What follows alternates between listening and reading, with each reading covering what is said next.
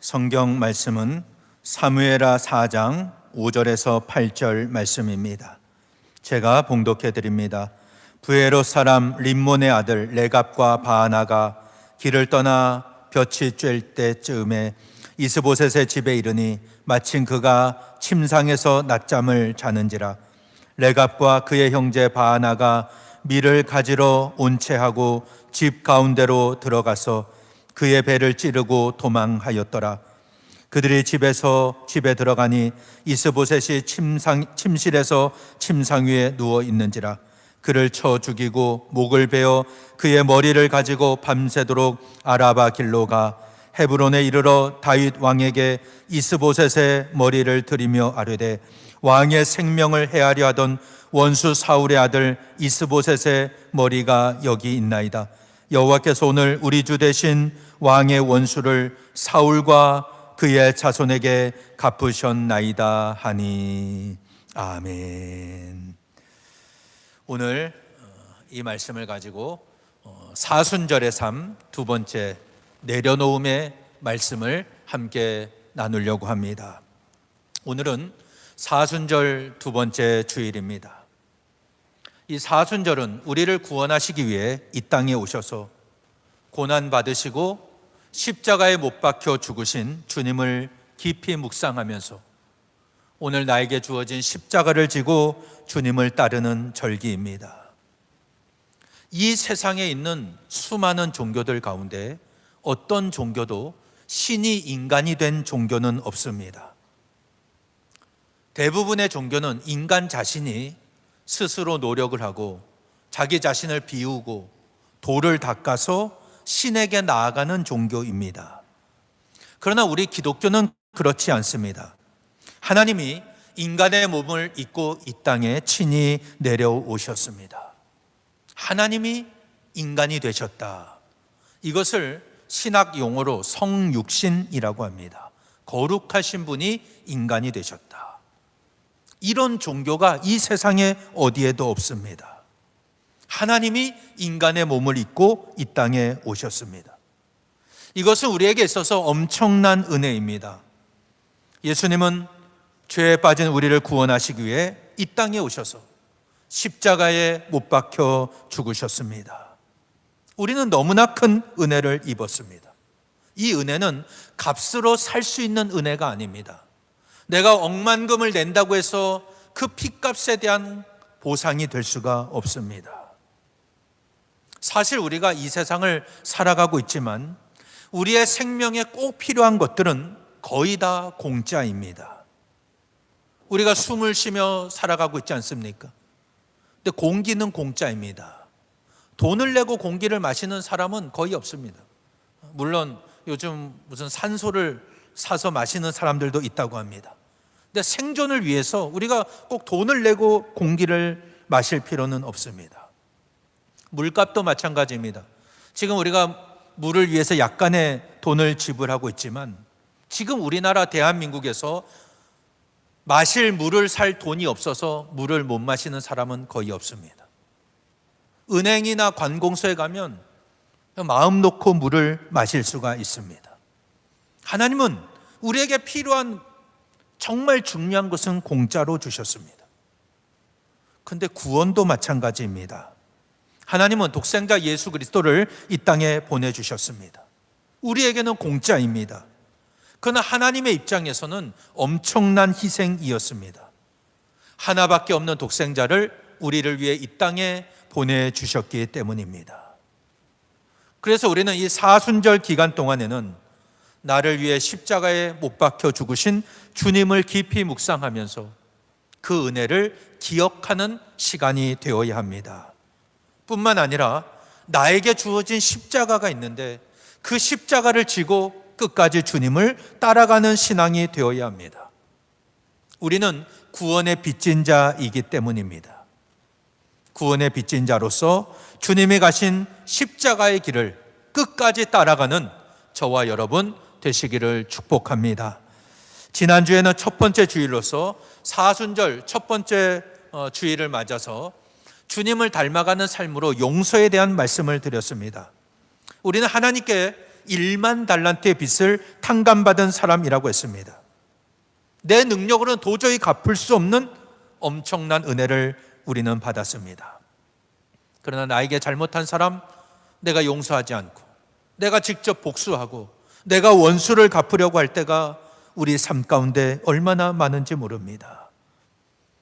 우리가 정말 주님의 은혜를 기억하고 감사한다면 오늘 내 삶은 예수님처럼 용서하는 삶이 되어야 합니다.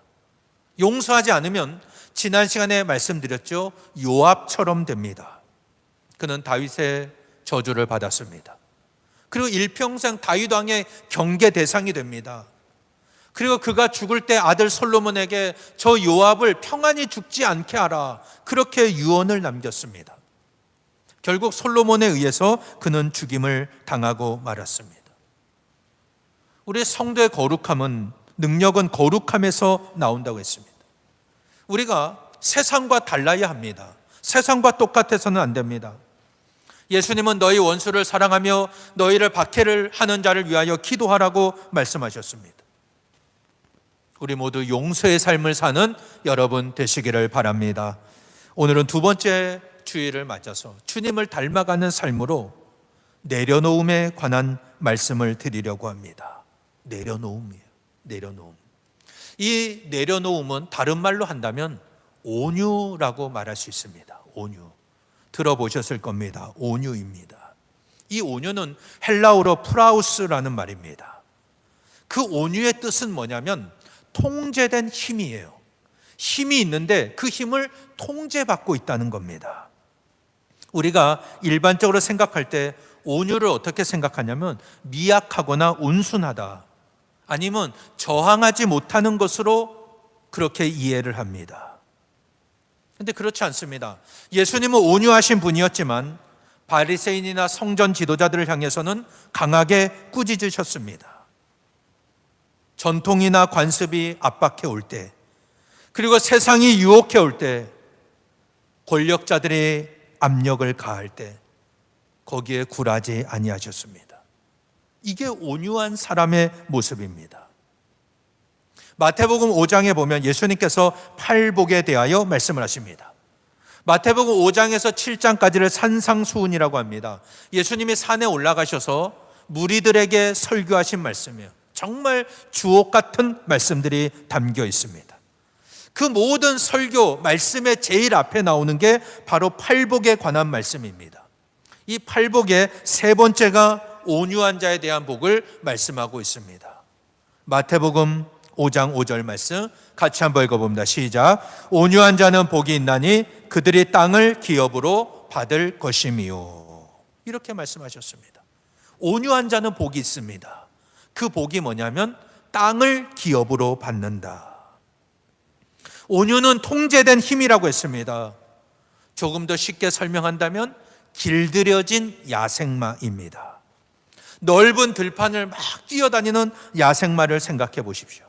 그런데 그 야생마가 사람에 의해서 길이 들여졌어요. 그러면 그 엄청난 힘을 그 주인을 위해 쓸 수가 있는 겁니다. 옛날에는 한번 생각해 보세요. 관광지에 가면은 마차가 있었습니다. 마차. 제가 어렸을 때 살던 강릉에서도 이 경포 호숫가에 마차들이 있었습니다. 신혼여행 온다든지 관광객들이 오면 그 마차를 타고 호숫가를 한 바퀴 돌았어요. 혹시 타보신 분이 계신지 모르겠습니다. 저는 어렸을 때 그 마차 한번 타보는 게 꿈이었어요. 근데 타보지는 못했습니다. 그런데 그 마차 하면 무슨 생각이 나냐면 그 말이 좀 늙었어요. 힘이 없습니다. 그래서 사람을 태우고 마차에 사람을 태우고 터벅터벅 걸어가던 그런 모습이 기억납니다. 이건 온유가 아닙니다. 그냥 이제 나이가 많아서 힘이 빠진 겁니다. 온유는 이 말이 온 산을 뛰어다니고 들판을 달릴 정도로 힘이 넘치는데 그 말을 잘 다루는 그 기수에 의해서 통제되는 거예요. 기수가 고삐를 당기는 쪽으로 방향을 틀어서 쏜살같이 달려가는 그 말, 그 힘이 바로 온유입니다. 그래서 이 세상에서 제일 무서운 사람이 누구입니까? 온유한 사람이에요. 예수님은 온유한 사람이 땅을 차지한다고 말씀하셨습니다. 시편 37편 11절에도 보면 그러나 온유한 자들은 땅을 차지하며 풍성한 화평으로 즐거워하리로다, 이렇게 말씀했습니다. 이 시편 기자 다윗의 노래입니다. 온유한 자는 땅을 차지한다.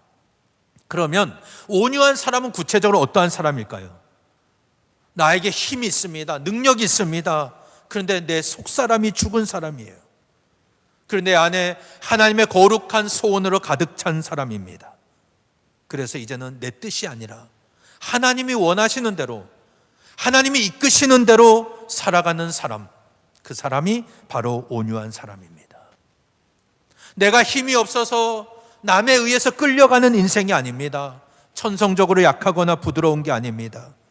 내 안에 있는 속사람이 완전히 죽었기 때문에 이제는 내 안에 하나님의 거룩한 소원으로 가득 찹니다.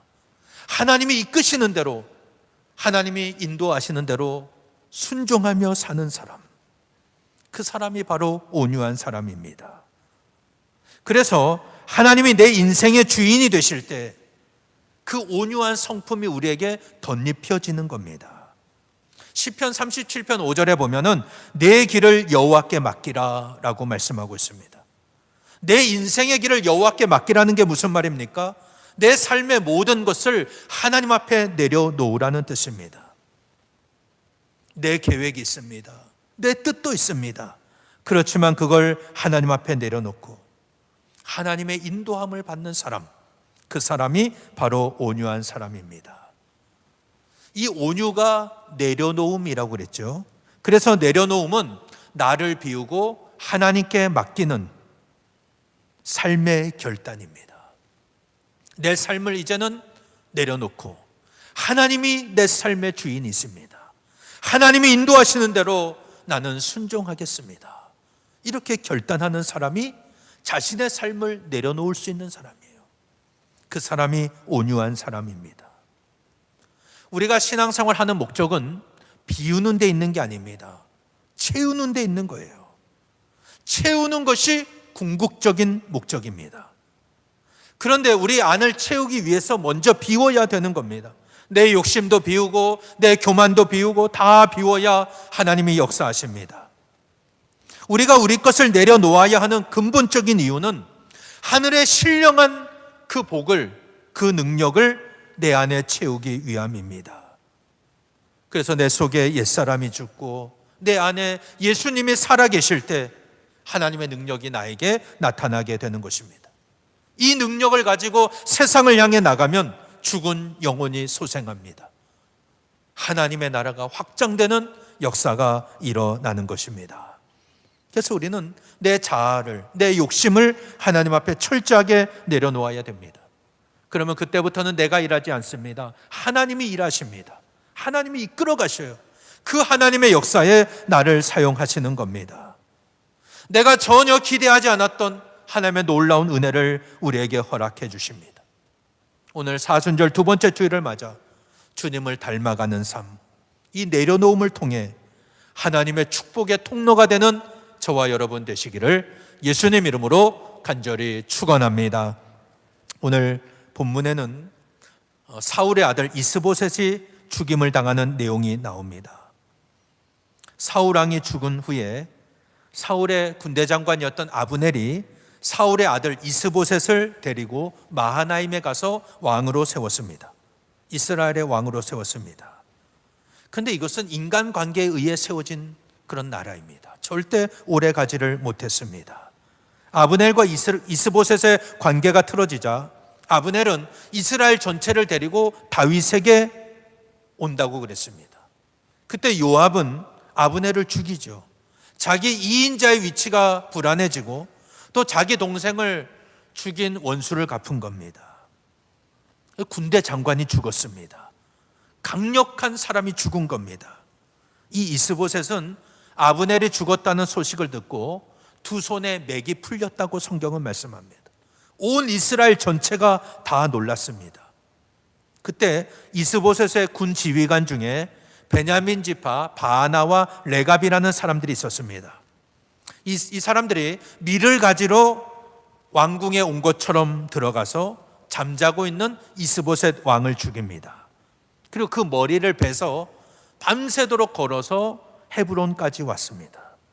그리고 다윗에게 이스보셋의 머리를 보여주면서 말합니다. 보십시오. 여기에 사울의 아들 이스보셋의 머리가 있습니다. 그는 왕을 죽이려고 하던 원수입니다. 오늘 여호와께서 사울과 그의 집안을 왕에게 한 일에 원수를 갚으셨습니다. 이렇게 말을 했습니다. 이들은 이스보셋의 머리를 가져가면 다윗이 자기들에게 큰 상을 줄 알았습니다. 근데 다윗이 그들에게 어떻게 합니까? 내 생명을 여러 환난 가운데서 건지신 하나님의 살아계심을 두고 맹세한다.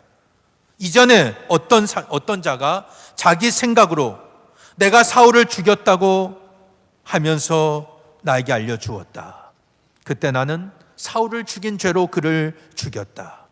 하물며 자기 침상에 누워있는 죄 없는 사람을 죽인 너희를 어찌 없애지 않겠느냐. 내가 억울하게 죽은 이스보셋의 원수를 너에게 갚아 이 땅에서 없게 하겠다. 그러면서 자기 부하들에게 그들을 죽이라고 명령합니다. 다윗의 부하들은 바하나와 레갑의 팔다리를 자릅니다. 그 시체를 헤브론 목가에 매답니다. 그리고 이스보셋의 머리는 헤브론에 있는 아브넬의 무덤에 함께 장사를 했습니다. 이게 오늘 사무엘하 4장에 나와 있는 말씀입니다. 오늘 이 본문에서 우리는 몇 가지를 함께 나눌 수 있습니다. 먼저 이 바하나와 레갑을 보면은 그들은 어떤 사람이냐면 자기 이익을 따라 행동하는 사람이었어요. 자기 이익만을 위해 결정하는 사람들입니다. 이들이 누구냐면 베냐민 지파라고 그랬습니다. 사무엘하 4장 2절에 보면 사울의 아들 이스보셋에게 군대 장관 두 사람이 있으니 한 사람의 이름은 바하나요 한 사람의 이름은 레갑이라 베냐민 족속 부에롯 사람 림몬의 아들이었더라. 이렇게 말씀하고 있습니다. 그러니까 바하나와 레갑은 베냐민 지파입니다. 그런데 사울 왕도 베냐민 지파이고 그 아들 이스보셋도 베냐민 지파입니다. 결국 이 이스보셋은 자기 지파 사람들 가장 가까운 핏줄에 의해서 죽임을 당하고 만 것입니다. 오늘 우리 인생 가운데 내 삶 가운데 일어나는 수많은 문제들의 원인은 다 가까운 사람에 의해서 발생합니다. 저 멀리 있는 사람은 나하고 별로 상관이 없습니다. 오늘 나하고 가까이 있는 사람들 가운데서 문제가 생기고 배신이 생기고 복수가 생기고 그렇게 하는 겁니다. 사울의 아들 이스보셋을 죽인 사람들 베냐민 지파였습니다. 가까운 사람들에게 문제가 생기는 거예요. 그들은 바하나와 레갑이었습니다. 자신의 이익만을 생각하는 사람, 절대 손해보지 않는 사람, 자기의 이익이 먼저였습니다. 그걸 위해서라면 얼마든지 배신할 수 있는 사람입니다. 근데 우리가 명심해야 될 것이 있습니다. 우리가 나의 욕심과 내 만족만을 위해 살면은 내 이익을 절대 포기하지 못합니다. 그래서 우리가 이런 말 하지 않습니까? 찔러도 피 한 방울 안 나올 사람이다. 이런 말 하지 않습니까? 절대 통하지 않는 사람들이 있습니다. 그들은 아브넬이 죽자 이스라엘의 국군이 기울었다고 생각을 했습니다. 그러니 더 이상 아무 힘이 없는 이스보셋을 죽이고 그 머리를 가지고 다윗에게 가면 우리가 큰 상을 받고 한 자리 차지할 것이다. 이렇게 생각을 한 겁니다. 그러나 성경은 다윗의 입을 통해 이들을 악인이라고 말씀합니다. 사무엘하 4장 11절에 보면은 하물며 악인이 의인을 그의 집 침상 위에서 죽인 것이겠느냐 이렇게 말합니다. 이게 무슨 말이냐면 악인의 특징을 말하고 있어요. 악인은 자신의 이익을 따라 결정하고 행동한다는 겁니다. 이런 사람은 절대 자기 삶을 내려놓지를 못합니다. 그러나 다윗을 보세요. 그는 자기 이익이 아닙니다. 하나님의 뜻과 하나님의 정의를 기준 삼아서 행동을 했습니다. 만약 여러분이 다윗이라면 어떻게 하시겠습니까? 다윗의 입장에서는 자기가 이스라엘 전체 왕이 되려면 저 이스보셋이 죽어야 됩니다. 그리고 하나님은 이미 다윗이 어렸을 때 사무엘 선지자를 통해 그에게 기름을 부어서 이스라엘의 왕이 될 것을 말씀하셨습니다. 그렇다면 이스보셋을 죽인 바하나와 레갑은 하나님의 뜻을 앞당긴 사람이 아닙니까? 얼마나 칭찬하고 상을 줘야 되겠습니까? 근데 다윗은 그들을 죽입니다. 사울왕을 죽였던 아말렉 청년도 마찬가지였습니다. 그가 사울왕을 죽이고 그 왕관과 팔찌를 가지고 다윗에게 오면 큰 상을 줄 알았지만 다윗은 그도 죽였습니다. 다윗이 이렇게 할 수 있었던 게 무엇 때문입니까? 자기의 앞날, 자기의 이익을 하나님 앞에 철저하게 내려놓았기 때문입니다. 결코 쉬운 게 아닙니다. 아까 내려놓음은 온유라고 했죠. 다윗은 온유한 사람이었습니다. 온유는 통제된 힘입니다.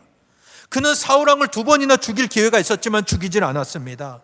엔게디 동굴에서는 용변보는 이 사울왕의 옷자락만 자르지 않습니까? 근데 그것만으로도 가슴 아파했습니다. 괴로워했어요. 하길라 산에서는 여호와의 기름 부음 받은 자를 치면 죄가 없겠느냐 하면서 사울의 창과 물병만 가지고 왔습니다. 죽일 수 있었는데 죽이질 않았어요. 하나님 앞에 자신의 결정을 내려놓는 겁니다. 하나님이 행하실 걸 기다리는 거예요. 하나님의 때를 기다립니다. 철저하게 하나님의 뜻과 하나님의 섭리를 기준으로 삼았습니다. 내가 결정할 수 있습니다. 내가 심판할 수 있습니다. 그러나 그렇게 하질 않습니다. 하나님께 그 결정권을 내어드립니다. 이게 바로 내려놓음입니다. 그럴 때 하나님은 이 다윗을 기뻐하셨어요. 하나님 마음에 합했습니다. 사도행전 13장 22절에 보면 다윗을 왕으로 세우시고 증언하여 이르시되 내가 이새의 아들 다윗을 만나니 내 마음에 합한 사람이라 내 뜻을 다 이루리라 라고 말씀하십니다. 다윗은 하나님 마음에 합한 사람이었습니다.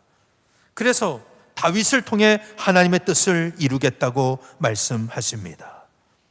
다윗이 철저하게 자기의 이익을 하나님 앞에 내려놓을 때 하나님은 그를 역사상 가장 위대한 왕이 되게 하셨습니다. 그는 전쟁에 나갈 때마다 승리합니다.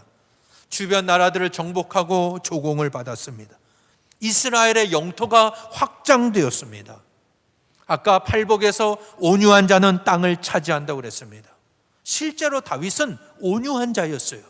하나님이 약속하신 풍성한 축복을 받게 되었던 겁니다. 하나님 앞에 온유했습니다. 하나님의 약속의 복을 받습니다. 그것은 그가 철저하게 하나님을 앞세웠기 때문입니다. 자신의 삶을 하나님 앞에 내려놓는 사람이었습니다. 그렇다면 오늘 여러분의 소유권은 누구에게 있습니까? 우리가 입술로는 하나님을 왕이라고 고백합니다. 말로는 나의 주 나의 하나님이라고 말합니다. 그러나 실제로는 내가 왕이 되어 살아가고 있지는 않습니까? 오늘 여러분의 왕은 누구입니까? 오늘 여러분이 가지고 있는 물질이나 건강이나 시간이나 자녀가 여러분의 것입니까? 우리는 내 것이라고 생각하며 살아갈 때가 많습니다. 그래서 결정적인 순간에는 내 이익을 따라 결정합니다. 오늘 본문에 나오는 바하나와 레갑이 그랬습니다. 그러나 그 결과는 비참했습니다. 자기 이익만을 위해 사는 사람은 절대 그 이익을 내려놓지를 못합니다. 이거 놓으면 죽는 줄 알기 때문입니다. 오늘은 사순절 2번째 주일입니다. 나를 위해 고난받으시고 십자가에서 죽으신 예수님을 묵상하면서 주님을 닮아가는 성숙의 시간이 바로 이 사순절입니다. 우리가 주님을 닮아갈 때 어떤 모습을 닮아가야 됩니까? 2번째는 내려놓음이라고 그랬습니다. 내려놓음은 온유입니다. 예수님은 우리를 위해서 하늘의 영광 보좌를 버리셨습니다. 낮고 천한 이 땅에 오셔서 십자가에서 죽으셨습니다. 여러분, 예수님께 능력이 없어서 조롱당하셨습니까? 예수님께 능력이 없어서 침뱉음을 당하고 채찍에 맞으셨습니까? 그게 아닙니다. 대제사장들과 서기관들이 예수님을 향해서 저가 남은 구원했지만 자기는 구원할 수 없다. 이스라엘의 왕이면 지금 십자가에서 내려와라. 그러면 믿겠다. 이렇게 조롱할 때 예수님이 힘이 없어서 십자가에 매달린 게 아닙니다. 주님은 내려오실 수 있었습니다. 그런 힘이 있는 분입니다. 그러나 나를 위해 그 힘을 제한하셨습니다. 사용하지 않으신 겁니다. 온유가 무엇인가를 우리에게 분명하게 보여주셨습니다. 십자가에서 내려오실 수 있었지만 그 능력을 하나님 앞에 내려놓으신 겁니다. 그럼 그 힘은 다 사라져 버렸습니까? 부활의 영광으로, 부활의 능력으로 나타났습니다. 예수님이 힘이 없어서 죽으신 게 아니라는 것을 분명하게 보여주신 겁니다. 그렇다면 오늘 사순절 두 번째 주일을 보내면서 오늘 내가 하나님 앞에 내려놓아야 할 것은 무엇입니까? 오늘 여러분은 무엇을 내려놓을 수 있겠습니까? 저는 여러 가지로 생각을 해봤습니다. 먼저 우리가 세상의 염려와 근심, 걱정을 내려놓아야 됩니다. 우리는 하나님의 자녀로서 왕 같은 제사장입니다. 하나님은 우리의 아버지이십니다. 이 세상 모든 것이 하나님의 것입니다. 하나님이 창조하셨습니다. 그렇다면 내가 하나님의 뜻대로 살고 하나님 말씀대로 순종하며 살 때 하나님은 내 인생을 책임지신다. 이 믿음이 우리에게 있어야 됩니다. 근데 여러분, 이 믿음으로 살아가십니까? 얼마나 많은 성도들이 불신앙 가운데 살아가는지 모릅니다. 염려하고 근심하고 걱정합니다. 이것은 우리가 하나님을 바라보지 못하게 하는 사탄의 속임수입니다. 하나님은 내 길을 여호와께 맡기라고 말씀하셨습니다. 오늘 여러분은 올가매고 있는 세상의 문제들 하나님 앞에 내려놓으시기를 바랍니다. 여러분, 물질도 마찬가지입니다. 내가 물질로 어려움 중에 있다. 하나님께서 내가 하나님의 합한 자가 되면 하나님이 채우십니다. 학개 2장 8절 잘 아는 말씀이죠. 은도 내 것이고 금도 내 것이니라. 만군의 여호와의 말이니라. 하나님의 것이라고 말씀하십니다. 이 세상의 모든 것은 다 하나님의 것입니다. 그런데 내 이익 때문에, 내 욕심 때문에 내가 온전히 하나님 앞에 내려놓지 못하는 거예요. 그러니 하나님이 주실 수 없는 겁니다. 여러분의 소유권도 내려놓으십시오. 내 건강 내 것입니까? 내 시간 내 것입니까? 내 자녀 결코 내 것이 아닙니다. 우리 중에 건강을 자신할 수 있는 분이 있습니까? 앞으로 주의 일을 할 시간이 많다고 생각하십니까? 내 자녀를 내 뜻대로 할 수가 있습니까? 다 내 것이 아닙니다. 하나님의 것입니다. 그래서 하나님 앞에 내려놓아야 됩니다. 그런데 많은 사람들이 내려놓지를 못합니다. 내 이익과 내 만족대로 결정합니다. 그러면 절대 신앙생활에서 승리할 수가 없습니다. 오직 하나님의 말씀이, 하나님의 뜻이 기준이 될 때 하나님의 능력으로 승리할 수가 있는 것입니다. 여러분의 자존심도 내려놓으십시오. 아직 내 자아가 죽고 내 자존심이 죽어야 되는데, 그렇지 않으면 교회 안에서 무슨 소리를 들어도 막 화가 납니다. 미워져요.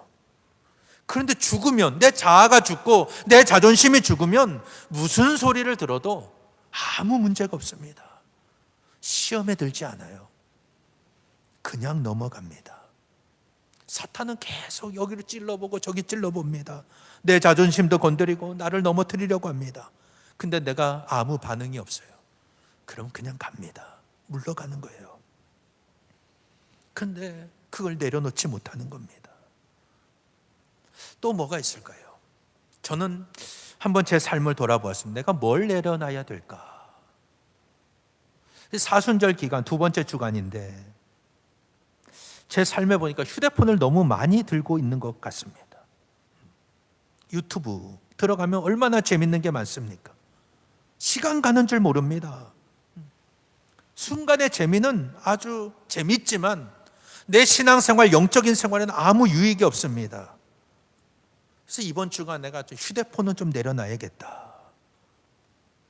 유튜브는 예배드리는 용으로만 사용해야겠다. 이렇게 생각을 했습니다. 세상의 재미 쫓아가면 절대 내려놓질 못합니다. 그 재밌는데 어떻게 그걸 내려놓겠습니까? 근데 그것은 내 영적인 생활, 내 사순절의 이 경건 생활에 전혀 도움이 되지 않는다는 거예요. 내려놔야 됩니다. 내가 지금 내 만족을 위해서, 내 기쁨을 위해 살아가고 있는 삶을 내려놔야 돼요. 그래야 주님이 왕 되실 수 있습니다. 주님의 인도하심을 따라갈 수가 있는 것입니다. 결국은 내려놓음은 십자가의 길입니다. 십자가, 쉬운 길이 아니라는 거죠. 내가 죽고 나를 위해 죽으신 예수님께서 내 안에 살아계실 때 우리의 삶은 날마다 그 부활의 능력, 주님의 영광으로 승리하는 삶이 될 줄로 믿습니다. 그래서 우리는 내려놓으셔야 됩니다. 오늘 내가 내려놓지 못하고 있는 것이 있다면 그것을 하나님 앞에 내려놓으시기를 바랍니다. 그래서 이번 주간 여러분의 삶이 다윗처럼, 예수님처럼 온유한 마음으로 내 이익과 내 욕심을 하나님 앞에 내려놓고 하나님의 뜻을 기준 삼는 십자가의 길이 되시기를 예수님 이름으로 간절히 축복합니다. 그럴 때 여러분의 마음이, 여러분의 생각이, 여러분의 행동이 내가 온전히 주님을 닮아가게 하옵소서. 기도하는 시간이 되시기를 바랍니다. 기도하셔야 됩니다. 내 능력으로 안 되기 때문에 그렇습니다. 인간의 생각으로는, 욕심으로는 절대 내려놓을 수가 없어요. 내가 쥐고 있는 걸 놓을 수가 없어요. 근데 그걸로 인해서 내가 죽는 겁니다. 철저하게 하나님의 뜻을 구하는 사람만이 하나님 앞에 내려놓을 수가 있습니다. 우리 모두 하나님의 약속을 바라보면서 온전히 하나님 앞에 내려놓을 때 하나님이 약속하신 온유한 자가 차지하는 그 땅을 차지하는 축복을 누리며 하나님 주시는 능력으로 하나님의 나라와 복음 전파를 위해 쓰임받는 저와 여러분 되시기를 예수님 이름으로 간절히 축원합니다. 기도하시겠습니다. 전능하신 하나님, 감사를 드립니다. 오늘 사순절 두 번째 주일을 맞아서 내려놓음을 은혜 나누게 하시니 감사합니다. 하나님, 오늘 우리의 신앙이 철저하게 주님 앞에 내려놓기를 원합니다. 내 이익과 내 욕심을 내려놓지 않으면 절대 주님을 따라갈 수 없음을 깨닫게 하셔서 다윗처럼, 예수님처럼 하나님의 뜻에 순종하며 나의 이익과 만족을 내려놓을 때 하나님의 축복의 통로로 쓰임받게 하시고 하나님이 온유한 자에게 약속하신 땅을 차지하는 그 놀라운 은혜와 능력을 우리에게 허락하여 주옵소서. 그래서 우리가 하나님 나라 확장을 위하여 쓰임받기를 원하며 거룩한 축복의 통로가 되게 하여 주옵소서. 예수님 이름으로 기도하옵나이다. 아멘. 찬송 461